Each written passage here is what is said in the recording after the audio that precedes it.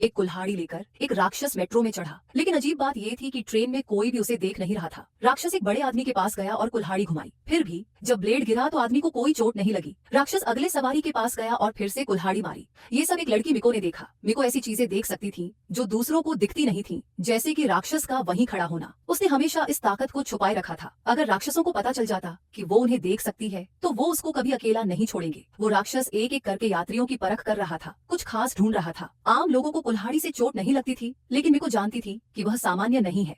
उसने अपने सोते हुए छोटे भाई को जगाने की कोशिश की। उन्हें इस ट्रेन से उतरना था। तभी एक आदमी खड़ा हुआ और फोन उठाया। राक्षस ने उसे तुरंत पहचान लिया और बिना झिझक के हमला कर दिया। लेकिन उसे जो चाहिए था वो नहीं मिला। मिको का दिल तेजी से धड़क रहा था। अब तक वह खतरे से बच निकली थी, लेकिन राक्षस लाइन से आगे बढ़ते हुए जल्द ही उस तक पहुंचने वाला था। तभी अचानक दानव की धुंधली भुजा मिक्को की ओर इशारा करने लगी। वह मुड़ा और उसकी तरफ चल पड़ा, लेकिन वह मिक्को के पीछे नहीं था। उसकी बगल में खड़ी औरत काली धुआं उगलने लगी। एक सेकंड बाद दानव का कुल्हाड़ी जोर से नीचे गिरा। उस औरत के अंदर एक और बुरा भूत छुपा था। मिको का दिल लगभग रुक सा गया। ये पहली बार था जब उसने एक भूत को दूसरे भूत का शिकार करते हुए देखा था, लेकिन ये अभी खत्म नहीं हुआ था। दानव ने फिर से अपना कुल्हाड़ी उठाया और उसने सीधे मिको के सिर की तरफ घुमाया। मिको को चोट तो नहीं लगी, लेकिन वो डर के मारे ठिठक गई। जब ट्रेन आखिरकार स्टेशन पर पहुंची तो यात्री एक एक करके उतरने लगे। राक्षस भी भीड़ के साथ बाहर निकल आया। अगले स्टेशन पर मिको ने अपने भाई को जल्दी से ट्रेन से उतरने को कहा। उसने कहा, अभी तक हम सही स्टेशन तक पहुंचे नहीं हैं। लेकिन मिको चुप रही और बोली कि उसकी तबीयत ठीक नहीं लग रही। स्कूल वापस पहुंचकर मिको ने देखा कि उसकी गर्भवती टीचर के आसपास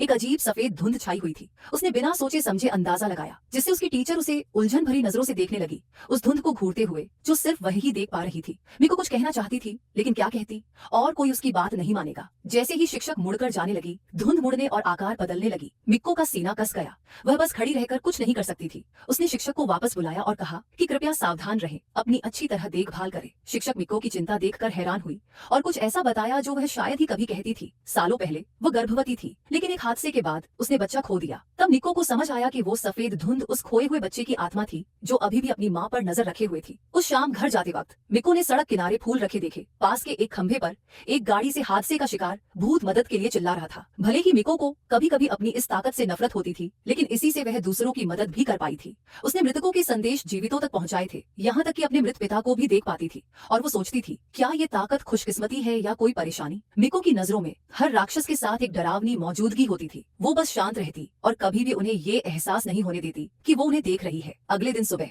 एक नया टीचर क्लास में आया। जब मिको ने उसका चेहरा देखा तो उसका खून जमा सा गया। उसे वो पहले भी सड़क पर दिख चुका था, मरे हुए बिल्ली के बच्चों की आत्माओं से घिरा हुआ।